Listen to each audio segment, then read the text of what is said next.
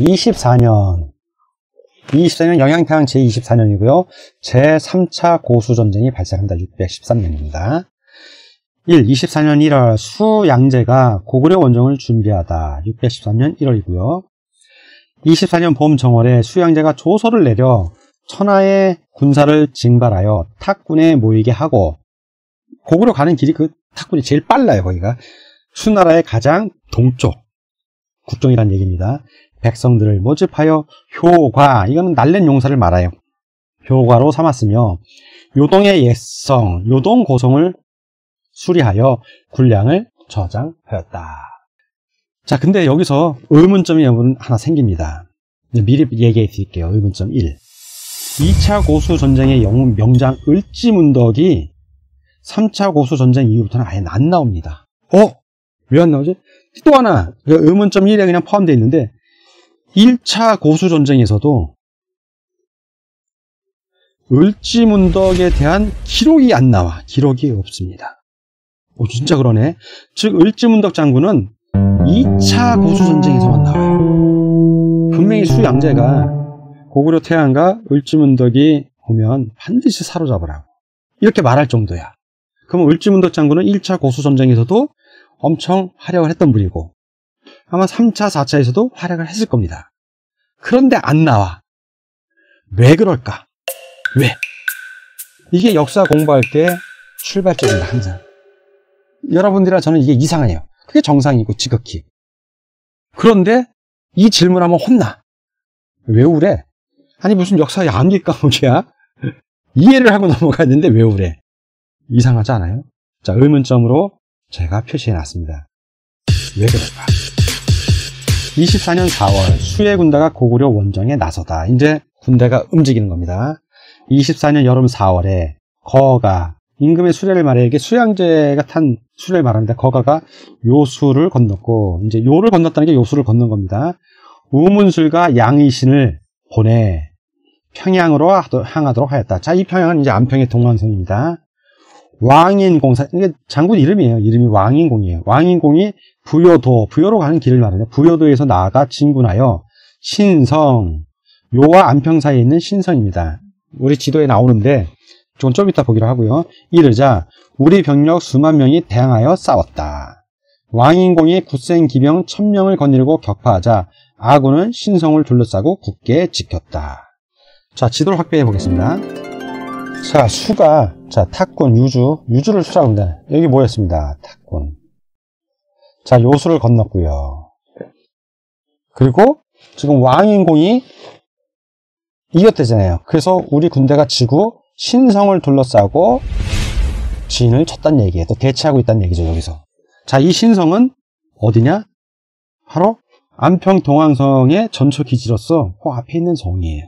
신성. 책 보고 지도에 나옵니다. 자, 그럼 책 보고 삼국 고려지도. 자, 책 보고 삼국 고려 지명지도에 보고 위치를 한번 보겠습니다. 정확한 위치를. 자, 항상 찾을 때 뭐부터 찾으라고 제가 말씀드렸냐면 순천을 먼저 찾으라고 했습니다. 자, 이 순천이 어디다? 예, 이 순천이 바로 북경이에요. 북경. 여러분들 이해하기 쉽게. 자, 그 다음에 어디를 찾으라고 그랬냐? 태원을 찾으라고 했습니다. 그러면 태원 동쪽에 요 태행산맥이 있고, 여기 요가 있고요. 요. 그러면 국경이 보이고 나라안 지역이 딱 보입니다. 근데 지금 수도는 어디? 여기 안평 동왕성. 여기가 수도라고 그랬어요. 지금 여기가. 자, 그 앞에 신성진이라고 있죠. 자, 확대해 보겠습니다. 신성진. 바로 이 신성을 말하는 거예요. 자, 요수를 건너서 와서 고구려하고 싸우고 있는 지역. 자, 안평의 동왕성을 향해 있습니다. 자, 여기 위에 장안성 보입니까? 이 장안성이 훗날 신성. 고구려의 당나라가 안동도읍을 둔 그 신성이에요, 여기가. 여기가 신성입니다. 근데 이때는 신성이 아니라 이때는 장안성이기 때문에 이 신성, 지금 나오는 신성, 고수전쟁의 신성은 여기가 해당이 되는 겁니다. 수양제가 여러 장수에게 명을 내려 요동성을 공격하게 하였는데 편의에 따라 일처리하는 것을 허락하였다. 비루, 높이 세운 누각을 말해요. 그리고 전쟁하는 도구들입니다. 충차, 적을 공격하는 수레를 말하고요. 운제, 높은 사닥다리, 지도, 땅을 파서 기습하는 것. 이런 걸 통해서 사방에서 함께 진격하고 밤낮을 지지 않았으나 고구려가 상황에 맞게 알맞게 대처하여 그들을 막으니 20여일 동안 빼앗기지 않았고 아군과 적군 가운데 죽은 자가 매우 많았다. 그 수양제가 무지하게 준비를 많이 해서 온 건데 각종 전투 장비가 다 나오는데 그 고구려도 이거에 대응하는 이런 장비가 있었단 얘기죠. 그러니까 일진일퇴를 하면서 아군과 적군 가운데 죽은 자가 매우 많았던 겁니다. 자, 지금 계속 고구려 원정 싸움 얘기입니다. 충제, 성을 공격할 때 성벽에 기대어 군사들이 올라가는 기다란 사닥다리. 충제 장대의 길이는 15장으로, 그러니까 성을 올라갈 정도로 높다는 얘기죠. 여러분들 영화 보면, 자, 이렇게 성이 있으면 병사들이 공격을 해서 가잖아요. 근데 이 사다리, 올려놓고 막 올라가잖아요. 그래서 접전이 일어나고, 이거 한 명만 뚫리면 계속 뚫리는 겁니다. 이렇게 여러 사다리 놓고 아주 치열하게 전쟁할 때 싸우는 다리를 충제라고 그런다는 걸 저도 처음 알았습니다. 저도 원래 알던 거 아니고. 네. 효가 날랜 용사인 심광이 그 끝에 올라가 성을 내려다보고 아군과 싸우는데 짧은 무기로 접전을 벌이면서 고구려군 10여 명을 죽였다. 아군이 다투어 그를 공격하여 떨어뜨려도 땅에 이르기 전에 마침 장대에 들여져 있는 줄이 있어 신강이 잡아서 다시 올라갔다. 수양제가 멀리서 보고 장하다고 하여 바로 조산대부로 제수하였다. 심강이라는 무지하게 날랜 군사가 있었나 봐요. 기록에 남을 정도로 워낙 잘 싸웠나 봐. 자, 요동성이 오랫동안 함락되지 않자 지금 요동성에서 싸우는 겁니다. 수양제는 배, 자루 100여만 개를 만들어 흙을 가득 채고 배, 3배 할 때 배예요. 그냥 천 생각하시면 됩니다. 거기다 100만 개 자루를 만들어서 가득 채우고 쌓는 거예요. 그냥. 그래서 어량대도 한쪽으로만 향하는 폭이 넓은 길을 만들고자 했어요. 네. 넓이는 30보이고 높이는 성과 나란하게 하여 전사들이 올라가 공격하도록 하였다. 그러니까 성이 있으면 여기다 이렇게 쌓는 거예요. 쌓는 거. 자, 한쪽으로 올라갈 수 있게. 그러니까 성과 높이가 똑같으면 이렇게 평지에서 올라가서 전자하기가 쉽잖아요. 당태종이 싸운 그 전략이 이미 수양제가 다 쓴 거예요. 그러니까 수양제가 되게 똑똑한 사람이고 전쟁을 잘하는 사람입니다. 근데 고구려가 그걸 막아냈어. 그러니까 고구려도 그걸 능가할 정도로 잘 싸운다는 얘기예요. 또 팔륜 루거, 바퀴가 8개인 누각인 차. 야, 근데 누각인 차면 한번 생각을 해보세요, 여러분들. 이 안시성이라는 영화 보면 떠오를 텐데 바퀴가 8개가 있어. 그럼 이렇게 위에 판때기가 있을 거고, 넓으니까 그 위에 이렇게 누각을 세울 거 아니에요. 이 안에서 이렇게 사다리 타고 올라갈 수 있게. 맨 위에서 이제 성이 있으면 활 쏘면 되잖아요. 아니, 넘어가도 되고. 팔륜 루고를 만들었는데 성보다 높게 제작하여 어량도를 끼고 성 안을 내려다보면 쏘게 하였다. 자, 어량도니까 아까 만들었던 배 흙 담아서 만들었던 그걸 얘기해줘. 자, 그럼 성이 이렇게 고구려 성이 있으면 어량도로 만들고 그 누거 만들어서 성을 이렇게 보면서 싸웠다는 얘기죠. 그 얘기를 하는 겁니다. 전쟁에 대한 자세한 설명을 좀 해주고 있는 겁니다. 자, 수의 군대가 기일을 정하고 공격하려고 하여 성안이 위태롭고 긴박했던 항복하지 않으면 내일 모레 총 공격해서 니들을 다 죽이겠다 이렇게 했겠죠. 그런데 마침 양형감 수나라 재상 양수에 받아들입니다. 양형감이 이제 수나라 내부의 얘기야. 반란을 일으켰다는 글이 도착했습니다. 누구에게? 수양제인데 도착을 한 거야. 수나라에서 반란이 일어났네. 수양제는 이제 나라가 뒤집어졌으니까 크게 두려워하여 고관의 자제들이 모두 양형감의 초소에 있다는 것을 듣고 더 걱정하였다. 나라가 넘어갈 판이잖아. 그래서 병부시랑 곡사적은 본래 양형감과 친해서 속으로 불안해. 지금 병부시랑 곡사정이라는 사람이 있는데 이거 까딱 잘못하다가는 지금 수나라 본국에서 반란이 일어났는데 그 양형감이 반란을 일으켰는데 자기가 친해, 곡사정은. 그러면 수양제가 날 죽일 수도 있잖아요. 불안하니까 고구려로 도망칩니다. 곡사정이. 지금 수나라 내부 사정으로 인해서 수군이, 고구려는 이 사실을 모르겠죠. 전쟁 중이니까. 근데 수나라 내부는 좀 비상이 거예요. 수군은. 수나라가 유지에서 요동성을 통과해서 싸우러 가서 신성에서 공방을 벌이다가 다시 요동성을 공격하는데, 공격하는 중에 있는데 수나라 내부에서, 수나라가 동쪽의 수도가 낙양이고 서쪽에서 서안입니다. 어딘지 모르지만 낙양일 수도 서안, 내부에서 반란이 일어난 거야. 그래서 반란이 일어나는 바람에 곡사정은 그 반란을 일으킨 양형감하고 친하니까 여기 있다가 고구려로 망명을 한 거예요, 복사적으로. 자, 그러면 수양제 지금 어떻게 해야 돼? 간단하죠. 전쟁할 때가 아니라 이거 수습해갖고 도망가야죠. 퇴각을 해야지, 자기 나라로. 지금 그런 상황이 벌어진 겁니다. 그런 상황이 영양태양 제24년 4월입니다. 수의 군대가 철군을 합니다. 자, 24년 613년 4월에 수양제가 밤에 비밀리에 가야지. 이거 고구려가 알았다가는 그냥 되치기 당해서 작살나는 상황이에요. 본인 목숨까지 왔다 갔다 하는 상황이네. 비밀리에 여러 장수를 불러 군대를 이끌고 돌아갔다. 군수품, 기계, 공격 도구들이 산처럼 쌓여 있었고 군용의 보루와 장막은 평온하게 움직이지 않았다. 그냥 그대로 두고 몰래 간 거예요, 밤중에. 티나게 가면 고구려가 후퇴가 진짜 어렵습니다. 상대는 뒤에서 쫓아오죠. 나는 무사히 본국으로 가야 돼. 후퇴가 되게 어려운 거라고요.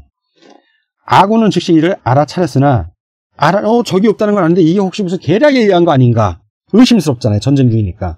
감히 나가지 못하고. 왜?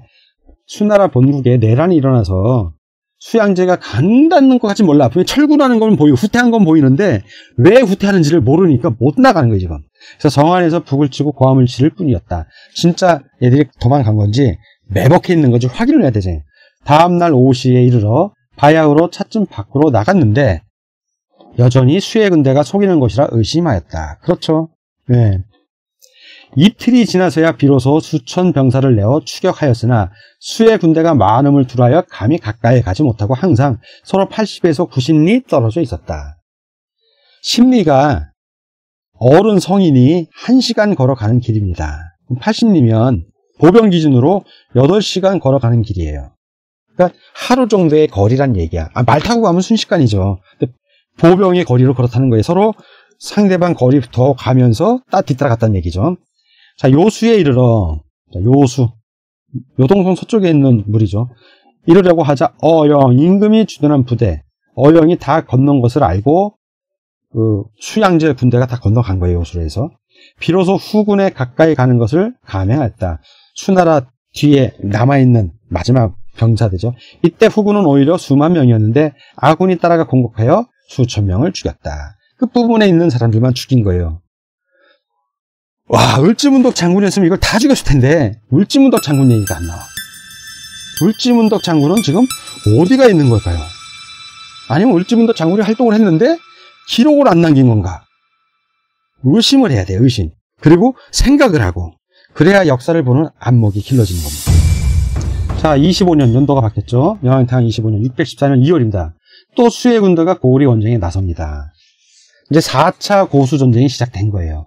방금 수가 도망갈 때 뒷부분에 있는 수천 명은 죽였는데 그걸로 끝나 기록이. 자, 3차 고수 전쟁은 수나라가 고구려에 와서 전쟁 열심히 하다가 내란이 일어나서 그냥 쫓기듯이 도망간 거예요. 자, 이제 4차 고수 전쟁입니다. 25년 봄 2월에 수양제가 백관에게 조서를 내려 고구려를 정벌하면서 논의하게 하였다. 이제 내란은 정벌을 했어. 딱 보니까 정벌을 했지만 다시 또 고구려를 정벌하고 싶은 거야. 근데 백관 입장에서는 이제 고구려라면 치가 떨리잖아요. 내란도 한번 일어났지. 가서 얻은 건 없지. 병력이고 물자고 사람은 죽어 물자는 다 놓고 와. 자, 수일 여러 날 동안 감히 말하는 자가 없었다. 또 조소를 내렸어. 다시 천하의 병사를 징발하고 수나라 천하입니다. 고구려 천하 아니고 여러 길로 함께 진군하였다. 자, 25년 7월입니다. 전쟁했다는 얘기는 없고 그냥 진군하였다는 기록만 나와. 수의 화친을 정하다. 614년 7월. 자, 25년 가을 7월에 거가가 회원진에 머물렀다. 회원진이라는 그 전투 국경 넘어왔나봐요. 회원진. 이때 천하가 이미 어지러워 징발된 병사 대부분이 날짜를 어리고 이르지 못하였으며 우리나라, 수나라도 피폐했고 하도 전쟁이 나서 죽으니까 도망가야지. 우리 고구려도 피폐하였다. 고구려도 많은 사람이 죽은 거예요. 자, 내호아가 비사성에 이르자 우리 군사가 맞아 싸웠는데 내호아가 이를 쳐서 이기고 평양을 향하고자 하였다. 그러면 비사성이 우리가 알고 있는 국사 시간에 배운 비사성은 자, 보자고 지도를 한번 보자고요. 우리가 알고 있는 고구려의 천리장성이 여기잖아요. 이게. 학교에서 배운 거. 뭐 고구려 비사성이 뭐 이쪽에 있다고 해요. 비사성이. 이게 아니네. 자, 비사성에서 이기고 안평을 가려고 그래. 그러면 비사성이 요동, 배감, 건하 이쪽 어디에 있다는 얘기죠. 이쪽 어디, 이 주변 어디에 있다는 얘기야. 비사성은. 이 천리자성, 이 비사성이 아니란 얘기라. 이 비사성은 요동성 주변에 있는 비사성이에요. 이 비사성. 아, 뭔가 쎄하지 않습니까? 나중에 이제 그 영유태양 시절에 이제 연개소문 얘기가 나옵니다. 연개소문이 천리장성을 쌓으러 가요. 그 천리장성은 이쪽에 있는 천리장성, 즉 여기까지 그때는 영유태양 시절 신라가 여기까지 진출했다는 얘기예요. 여기서 장성 쌓고 여기 책임자로 가니까, 그리고 돌아가서 쿠데타입니다. 아, 요건 스포. 네. 지우고요. 자, 또 마저 보겠습니다. 평양 하강조 했다. 지금 수가 좀 이기고 있잖아요. 자, 그래서 태왕이 사신을 보내. 항복이라는데 이게 화친을 청하는 겁니다. 네, 그거는 절대 항복 안 해요. 근데 기록에는 항복이라고 합니다. 화친을 청하고 곡사정, 그 도망갔던 애 있잖아요. 내란 났을 때. 그 곡사정을 사신으로 보내는 거예요. 그래서 수양제가 고구려가 항복한다고 그러고 곡사정도 보냈네. 크게 기뻐하면서 부절을 지닌 사신을 보내 내화를 불러 돌아오게 하였다. 좀 이상하지 않아요, 여러분? 난 이 기록을 보면 좀 이상한 게, 수나라가 자 여기 탁군에서 모여서 넘어갔어. 이기고 있대. 자, 수가 이긴다. 싸워서 이긴대. 그런데 안평에 있는 고구려 임금님께서 항복, 화친하자, 항복 하니까, 그래, 항복 화친 받아줄게. 그래, 돌아간대. 뭐 좀 이상하지 않아요? 자, 항복을 받고 돌아갈 거면 뭐 고구려의 태자를 뭐 볼모로 잡는다든가, 아니면 요동성 주변 여기는 이제 수나라가 갖는다든가 어떤 조건이 있어야 되잖아. 항복한다는데 없어. 그런 게 그냥 간대. 그러면 어떻게 생각할 수 있다? 이긴 게 아니라 그냥 전쟁이 계속 치고받고 공방전이야. 3차 전쟁하고 똑같은 상황인 거야. 그리고 수나라가 내부적으로 불안해. 그러니까 고구려도 계속 싸움하기에는 피폐하니까 이만 화친합시다. 그랬더니 수가, 그래, 화친인데 네가 항복한다니 내가 돌아갈게, 이러고 가버린 거 아닌가. 명분을 준 거죠. 수가 퇴각할 명분을 고구려가 제공해 준 거야. 그래, 항복이든 화친이든 너 원하는 대로 해줄 테니 그냥 돌아가. 공격은 안 하마. 우리도 말이 되잖아요. 이겼는데 왜 화친을 하냐고. 합디가 안 맞잖아 지금.